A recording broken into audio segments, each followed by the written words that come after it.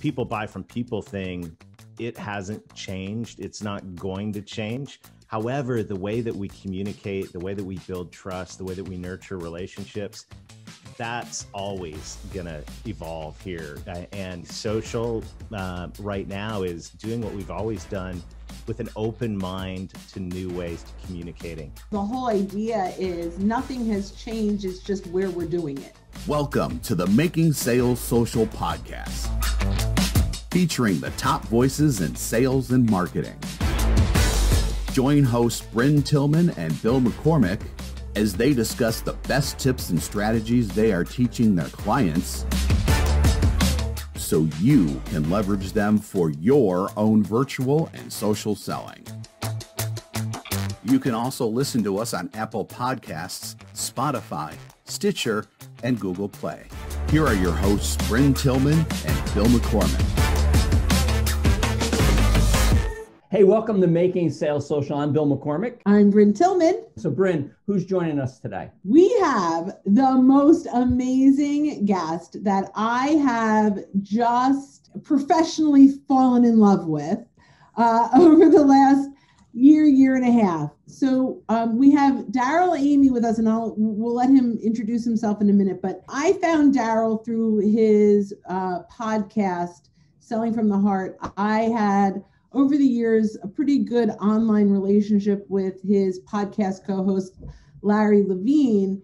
And when the podcast started, I started listening to it out of loyalty to Larry, and then recognized absolutely one of the most powerful 30 minutes of my day. When I walk and listen to Darrell in my ear, I am a podcast like fiend, and I love podcasts.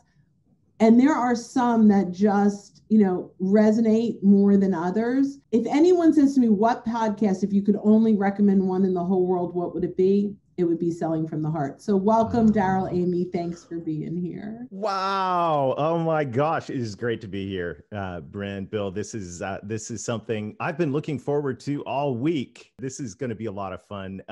Anytime we get to hang out, not only do we have a blast, I always leave with a ton of ideas. So this is going to be fantastic. Oh, we can't wait. So we always start, it's a tradition here, by asking everyone this question. Darrell, what does making sales social mean to you? It's a fantastic question. I love it. And I think that sales is social. People buy from people, unless you want to live in an e-commerce world. The reality is, in any type of relatively complex transaction, people buy from people. It's always going to be that way. I think what's happened over the last 15 years that's accelerated, certainly over the last year, is the way that we communicate socially, person to person, keeps evolving and it keeps changing. And so this is one of the fun things about being in sales right now. The people buy from people thing, it hasn't changed. It's not going to change. However, the way that we communicate, the way that we build trust, the way that we nurture relationships, that's always going to evolve here. And so to me, social right now is doing what we've always done with an open mind to new ways to communicating. I love that. And I love that the whole idea is nothing has changed. It's just where we're doing it. Yeah. And I think that's something that the pandemic has brought us all to, right? We've all seen, having to make this shift. One of the things that, and we've talked about this before, one of the things that we're seeing though is people aren't all making the shift in the same way. And one of the things that Bill and I talk about a lot is treat the person on the other side of the message the same way you would on the other side of the table. That's right. I'd love for you to share with us a couple of things that you've helped your clients do to make that shift. Yeah, I think, the pandemic definitely opened our eyes. I think it opened a lot of people's eyes to a trend that was already well upon us. And that is, the way that we communicate with each other, the way that we build relationships, the way that we share value, has changed. And, it didn't magically change in 2020. The spotlight just got turned up on it for some people who were late adopters, right? So not everybody's on the front curve on this. And so I think, right now, the first thing that you said, Brynne, is really important. We've known across the table that we would always communicate with somebody in the way that they want to be communicated with. I remember 25 years ago, Dr. Tony Alessandra came in and did his platinum rule training with our sales team. And, the bottom line of that was communicate with people at the pace that they want to communicate with, and if they're relational or they're more value oriented, communicate that way. There's just another layer to that. We also have to ask the question about the media that they want to be communicated with on. And so now it's not just pace, it's not just focus, but it's also media. So I think it's one of those questions that we just have to ask ourselves: is this a person? I have people in my life. I don't particularly, I'm a nerd. I love gadgets. I have the latest gadgets. I was an early adopter of social, and an early adopter of anything that is technical. I'm there, I'm in. So, and a lot of times I really enjoy text messaging. I really enjoy the ability to direct message somebody because I know we can have an asynchronous conversation. I have some clients and some business partners that absolutely want to pick up the phone and have a conversation every time. And guess what? If I want to communicate with them, that's what you do. I need to do that. I've tried getting them over to the, hey, just send me a text thing. And the reality is, not everybody wants that. And I think we've got to ask ourselves, pace, focus, and now media. How are we going to communicate with somebody? And everyone's different. You could probably put some buckets together, but of different ways to communicate with your clients. But I think we've got to be sensitive to that right now.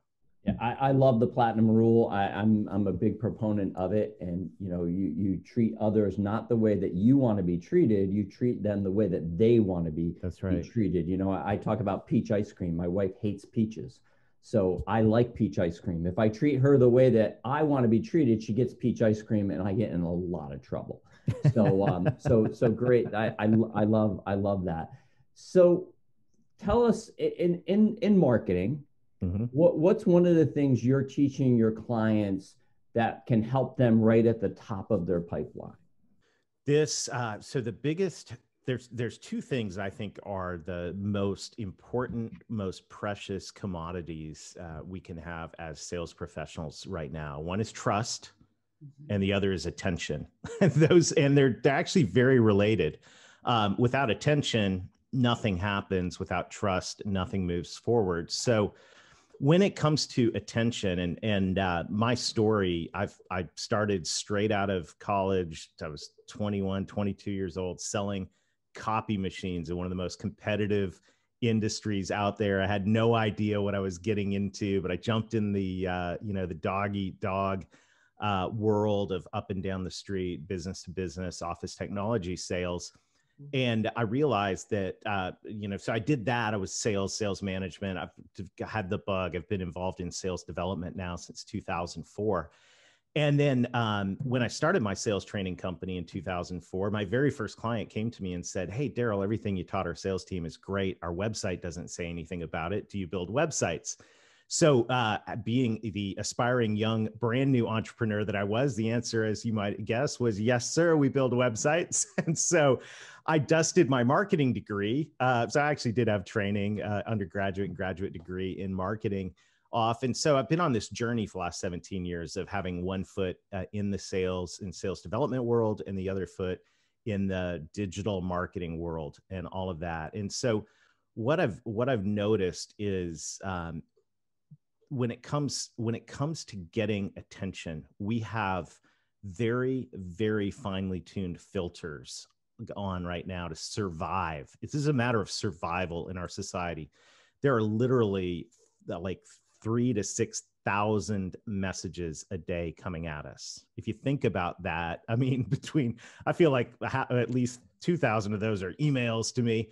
But, you know, between advertising and all of the different things that we're faced with all day long, in order to survive, we have a filter. And the only thing that gets through that filter, I believe, are things related to the outcomes that I want as an individual or in my business. When I say outcomes, I mean a solution to a problem that I have, or something that's going to help me achieve a goal that I have that's important to me. So what I would say top of funnel, you know, a lot of times I think, you know, on social, on LinkedIn in particular, we think we've won when we got a connection. Ding, ding, I got a connection. Well, it's like I got the phone book. Right. Yeah. Congratulations. That's great. But a real connection, what we need to connect with is not just the name, you know, it's not just the name. We need to connect with an outcome that's important to them, because until we do that, we really don't have their attention or permission. I mean, most people will gladly, you know, unless they think you are a recruiter or a immediate pitch salesperson, most people are glad to build their network, I think. Are there some of those on LinkedIn? Immediate pitch sales? Immediate connecting pictures, you think? Yeah, I don't know. They think it's a lead and it gives them permission to sell. That's right. And just because they connect with you does not give you permission to sell to them. That's right. You haven't earned the right. No, and so I think we earn the right to start getting through their filter, though, when we're addressing outcomes that are important to them. So, you know, if somebody comes floating by me today on LinkedIn or in my email or in, you know, any other social feed, and they're addressing a specific outcome that I want, I think what we've got to do as sales professionals right now, and this is a really good time to do this, is we need to ask our key clients what outcomes they're looking for as they move into 2021. And here's why I say this is an important time. You know, last week, the trucks started leaving the factory with vaccine, you know, so I don't know, I'm no, you know, forecaster of the future, but I think we all hope and pray that, you know, by the time this podcast comes out, that we've made some progress and maybe we're starting to turn the corner into the new normal, whatever that is. Well, guess what? The new normal is going to be new, which means there are different outcomes. Back at the beginning of 2020, I thought it was really interesting. Gartner did some research and they asked, it was about 8 weeks into the pandemic, they just did a survey in the tech world and said, what are you looking for? What outcomes do you want? And, you know, whereas previously they may have said, we want scalability, we want, you know, we want efficiency, we want to be able to grow. Those same companies, those same buyers said, we want redundancy, we want resiliency, we want to enable remote working, you know, so you're selling the exact same product, but the outcomes your clients are looking for are different. So if you want to get their attention in 2020, imagine if at the height of the pandemic and lockdown, you sent out a message to your prospect or client or put a post on your LinkedIn feed that said, in today's booming economy with record low unemployment and, you know, you would be like, what? You know, who is this person? You know, and I just, you know, it's one of those moments as a marketing person when we realize, oops, I didn't change my nurturing emails. We need to do that as marketing people. I remember on your podcast, you saying like, I cannot believe what's coming into my inbox right now. Clearly it was on autopilot. Right. And right. no one went in to fix that. And I remember going, oh, we better go look at our autopilot. No. We do. We need to look at that. And by the way, for our sales friends today, you know, this is an important time to go back and evaluate your prospecting scripts and your sequence messaging and all of that. And so what we need, here's where I'm going with this though, Brynne, and this is, if we want to get through the filter and if we want to drive conversation, everything begins, relationships begin and are nurtured with conversation. We need to be talking about the outcomes that our buyers want. And I would say, I would amp it up even more and say, you need to understand and be connected to at least one of the top 3 outcomes that your prospect or client desires. Because guess what? you may, if you're not in the top 3 outcomes they want somehow connected to it, you become a nice idea we'll get around to someday. Right. And so we all know the biggest competitor in sales is not another company. It's the status quo. Why is it the status quo? Because they got three top issues they're trying to work on and you weren't connected to them. So why would you expect to close a deal or even get any semblance of attention, let alone budget, if you're not connected to one of the top 3 things? So as we're in this moment of shift, new normal, whatever that looks like, this is a time to have our ears open and to be asking questions of our current clients.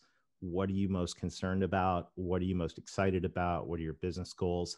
So that you can make sure everything on your profile, your feed, your conversations are aimed at one of those 3 things. That's a drop the mic moment. Right? I'm writing it all down. Well, it's recorded. We can go back. It's so powerful though, and we miss it. And by the way, everybody misses this. Everybody. Yeah. And which is why when you get it right, you shine like a star. Yeah. It's that is like worth the free admission they had today. No. But really, I want to stress, like, we talk a lot about resonate with your buyer, create curiosity, teach them something new, get them thinking differently about their current situation, and lead them to your solution, not with your solution. But the idea of make sure you fit in that top 3 is absolutely foundational. And I mean, that's a pivot in the way that they need to take that pivot. They need to say, because right now you may be the greatest thing in the world, but if that's not their priority, it doesn't matter. It's one of the things we hear a lot, and then I'll pass it to Bill for his next question. But one of the things we hear a lot is, if they just take my call, I could provide so much value for them. But getting them to take the call is really hard. And I think even if they think, well, my messaging is great, it's not hitting the top 3. And that, like, to me, is the moment of, that's the aha. That's like, oh, no matter how good all of this is, if it's 4 or below, it doesn't matter how good it is, because they're focusing on the top 3. I love that. Well, Brynne, I learned it when I was selling document management software. So I got like passionate about selling it because there were, 5 and 6 figure deals and there were huge opportunities. And we were like, I could help your business. And we would go in, we'd bring our software engineers in, and we would create amazing solutions. And everyone would get done at the end and they go, wow, this is really incredible, Darrell. Thank you so much for doing all this work. And we've got some other priorities, but we plan on getting around to this someday. And, after, I'm a slow learner, but after, hearing that over and over again, I began to realize, I wonder what would happen if I was able to connect my offering to their biggest priorities. And by the way, you usually can. And if you can't, you should walk away and find somewhere where you can. But when you can, you get access, budget, attention, and so if you're banging your head against the wall going, why are people just saying thank you instead of writing me a check at the end of our discovery? You didn't connect to one of those top 3 challenges. So figure that one out. It all comes back to the competition being the status quo, because the effort that they need to put into change is too great compared to the delivery, the benefits that they're going to get from you. In my opinion, I mean, well, that's how they see it. Right. Can I reframe that? Because I've just had a light bulb moment right here. I knew this was going to happen on the Sales Experts channel.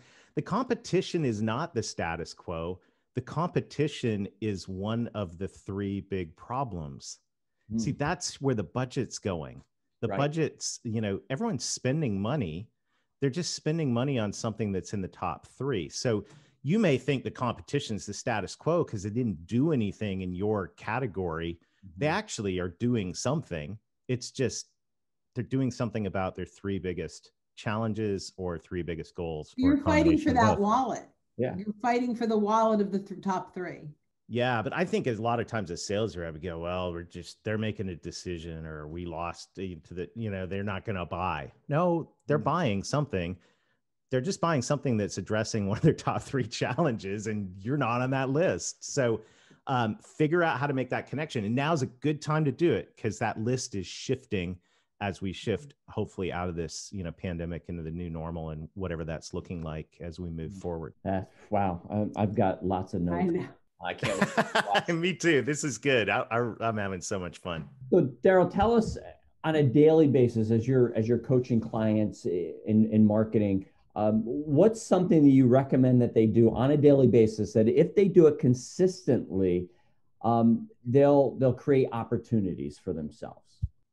Well, I'll tell you what I'm doing, and I don't know if this is the end all be all, but this is my goal for 2021. I need to make, I'm a live in my head kind of guy. I love people, but I get consumed with ideas. So to me, I want to be more proactive in reaching out and nurturing my network. And this is, and so the most practical way I've found to do that right now is with video. Yes. And I love it. So I've a shout out to our friends at BombBomb. That's what I use. And they're the sponsors now of the Selling from the Heart podcast. We appreciate them so much, because what that enables me to do is actually just make a face-to-face connection with somebody, and it's asynchronous. So we're not playing phone tag. We're not, I don't have to get on the Zoom at the same time, although there's room for that. But yeah, so I have a goal. That may even be the goal of the video. It may, yeah. But I'm using it. To me, some of the ways I start my day. This is my goal for 2021. So I'm putting out there is 10 videos a day, and so they're not all sales videos. Some of them are to my coworkers. Some of them are gratitude videos. In fact, that's the best way to get started. I mean, start your day by sending out 2 or 3 gratitude videos to your friends, coworkers, clients, whatever. And you're like, I do that, and I'm fired up, and excited and happy and all of that. So I think that for me right now is nurturing my network, and the way that I'm doing that currently, and I'm going to amp that up in 2021 is just more videos. So I love it. I think that is so powerful. And in today's world, we're looking to connect with human beings, and when you leave a voicemail, they get your audio. When you leave an email, you're just reading, but when they get to see you, they connect with you as a human being. And I think it's so powerful. And then with BombBomb, you get statistics. Did they watch it? How long? That was so cool. Yeah. Well, here's the deal. I'm just going to make a confession, but I don't think I'm alone. I don't read my email. I read the first 3 lines of my email. And as Greg Farrar, he was the founder of Goldmine, now runs a Nimble. John Farrar. Sorry, John. John says, my email inbox is a slaughterhouse. It's one of my favorite questions or quotes from this last year on the podcast at Selling from the Heart. And you're like, it is.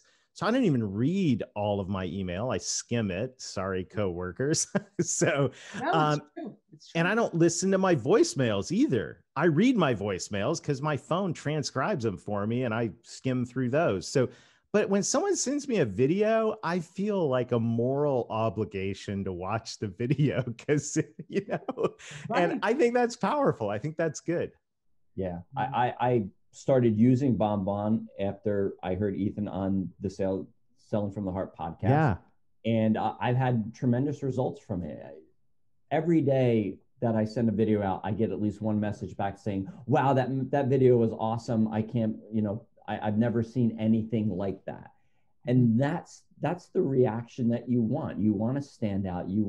But you're showing value. And like Brynne says, you're able to connect with the person. Even if it's not live, you're still face to face with them. I found that to be huge. It's fantastic. And I think this, then the next question is, what do we communicate? Whether it's in the video or in a message or in an email or a voicemail, it doesn't matter. And right now, I think we mentioned attention is one of the two biggest commodities, precious commodities. We also need trust. And so trust, without trust, business moves very slow. Stephen M.R. Covey wrote a great book called Business at the Speed of Trust. Yeah. We have trust, things speed up. So how do you build trust? I think it's authenticity. We've been driving this message at the Selling from the Heart podcast and in the Authentic Sales Challenge. But I think authenticity, this comes down to our message. And there's two sides of the authenticity coin. One is authentic relationship. I've got to care. I've got to give a rip. I've got to relationally be invested in you and your life and what's important to you. But there's also, and I think a lot of salespeople do this really well. I think there are a lot of the best salespeople really care. But caring an authentic relationship is not enough to drive results. There also needs to be authentic value. And this goes back to the top three things, right? Values in the eye of the beholder. I got to care about you. And I've also got to care about the results that you want. And so this authenticity right now, I think is, sometimes it's people go, that's a bunch of fluff. And I would say, look, if you're only delivering authentic relationship, you're going to have a lot of friends, but you're probably not going to make a lot of money. If you're only delivering authentic value, you're going to have a lot of fans, but you're probably not going to make a lot of money. So, right, you got to get both of those at the same time. And this comes down to the conversations we drive, whether it's over a bomb video, over a message back and forth, over chat on a comments on a post. I've got to be able to drive. I've got to not just be the nice guy, that I also have to be the value driver inside this, which means, one of the things that I'm committed to, and I'm really challenging all of our friends at Selling from the Heart is, yes, you got to care, but you've got to bring value. And if you want to bring value, you've got to invest in yourself. And that means you got to learn, and you got to learn not just about selling. Yes, we need to learn about selling and hone our craft. But we need to learn, if you sell in business, you need to learn about business. You need to learn about your client's business. You need to read books. You need to listen to books, listen to podcasts, read the Wall Street Journal, whatever it takes to be able to connect the dots for your clients and actually earn the right to be a trusted advisor to them. We talk about that often. Earning the right really is foundational in not only getting the first conversation, but getting each additional. You have to earn the right at each stage, right? To keep moving. I absolutely love the magic words that you're talking about. I mean, it really, this is what it takes in today's world. People see through. One of my favorite things is your partner, Larry Levine, talks about commission breath, right? Mm-hmm. Even through Zoom, they can smell commission breath, right? And I had a client I was working with a couple of weeks ago that came to the call saying, so when I get on a call with a prospect, I have a pretty good idea up front when I'm going to sell them. Oh, you do? No, this is what the client, right. Yeah, right. I'm like, this is your first call? And you're going in with a preconceived notion of what you want to sell them. Are you serving them, or are you looking for the commission? And so, that authenticity around the building the relationship, but then, bringing together, what result are you bringing them that is impacting what they need? If people don't take anything else away, we want, obviously top 3 priority was huge, but this is the second thing to take away. I think, show up in service of that person detached from the sale. Mm-hmm. Right. And I think that's what I'm hearing from you. One of my projects I worked on over the last couple of years was rebuilding the training program for a large technology company. And, and what I learned is this program was translated to 29 different languages for their sales team around the world. But what would happen is the technology space where I've come out of the technology world. We want to ask questions about the technology. We want to ask questions related to the specific product or solution that we sell. What we need to ask questions about is their business in general. So this goes back to like, what are your 3 biggest challenges as you move into 2021? What's the new normal look like for you? We've got to start there, because once again, unless we know those things, we can't connect our products. So I may walk in, in defense of the poor person that we're talking about today, I may walk in knowing exactly what they, what I intend to sell them, but they don't. But here's the thing. This would be a great way to, this is one of my favorite illustrations. This right here, I keep this in my desk drawer. I don't know if you can see this. This is a electric drill bit. And so when I'm not helping people grow their businesses, I'm in my shop building things. So anyhow, Theodore Levitt, father of modern marketing, Harvard Business School professor, used to walk into his marketing 101 class, and he would hold up a drill bit on day one and go, nobody in the history of Home Depot, Lowe's, or insert hardware store here has ever purchased a drill bit. What they bought, and I think we know where we're going with this, is the hole. Right. And Seth Godin would take it a step further and say they didn't buy the hole, they bought the ability to hang something on the wall so they would make their significant other happy. And Donald Miller would say, well, we're actually all cavemen inside, and if we don't fit in, we're going to get isolated and eaten by a tiger. Here's the point. It doesn't matter whether you want a hole, whether you want to make your spouse happy, or whether you're afraid of being eaten by a tiger. You didn't buy the drill bit. And this is what, I would say to the person that was talking to you, and I would say to everybody, is people don't buy your products. They buy the outcomes those products deliver. So unless you walk into that conversation knowing specifically what their outcomes are that they want, you don't know what they need. And so, this drill bit can make holes, it can hang things on walls, it can help make furniture, it can do all kinds of things, but nobody buys a drill bit. Just because they want a bit. Nobody buys your product, and they buy the outcome. And that's why this conversation is so critical, especially right now, as everything's about to shift or shifting again, is if we can be the ones to understand the outcomes, we can be the ones to win the deals. Yeah. So good. So good. This has been phenomenal. We could go on for another few hours for sure, but we're coming to the end of our time. Darrell, it's been great having you on. So tell everyone how they can get a hold of you, be in touch with you, talk a little bit about Selling from the Heart. Yeah, so it's Selling from the Heart. We're leading a movement of authenticity in the sales profession. You can text the word heart to 21,000 and learn about the podcast, and there's a ton of great resources there. I also get very involved. My personal book is called Revenue Growth Engine. So I live in the intersection of sales and marketing.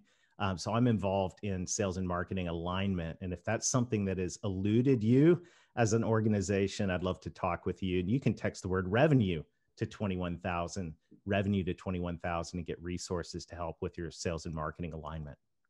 Wonderful. Well, hey, thanks everyone for listening once again. I want to thank Darrell Amy, and we hope you connect with him. Look for him on LinkedIn. Thank you so much. You never cease to amaze me. Magic comes out of your mouth. The last thing I would say is, if you are watching this today, the next thing you need to do once you go to 2100 and put in heart and revenue is go to wherever you subscribe to your podcast.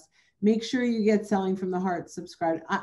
Honestly, I could not, there are no words to describe the value that I get from each and every one, not just from your guests, but from what you and Larry bring to the table. And we are so grateful that you came on today. Thank you. Oh, thank you. Pleasure was all mine. It's wonderful. Thanks for everything you're doing here. Great. All right. Thanks, everyone. Thanks for watching, and join us again for more special guest instructors bringing you marketing, sales training, and social selling strategies that will set you apart.